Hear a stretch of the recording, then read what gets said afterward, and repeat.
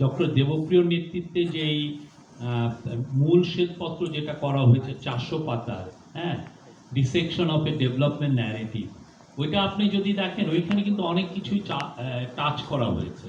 পুরো বাংলাদেশের প্রশাসন যন্ত্রে, বাংলাদেশের ডেভেলপমেন্ট স্পেন্ডিংয়ে, বাংলাদেশের প্রজেক্ট যেভাবে নেওয়া হয়, পুরো বিষয়গুলোতে সবগুলো নিয়েই ওনারা টাচ করেছেন। দেখেছেন যে কোথায় কোথায় দুর্নীতি হয়েছে এবং দুর্নীতি হলে এই টাকাটা আসলে কোথায় গিয়েছে সেই জায়গাটা খুব ভালোভাবে স্পষ্টভাবে তারা জানিয়েছেন। তারা বলেছেন যে অন অ্যান এভারেজ প্রতি বছর $16 বিলিয়ন বাইরে চলে গেছে, ইন টোটাল $234 বিলিয়ন গিয়েছে।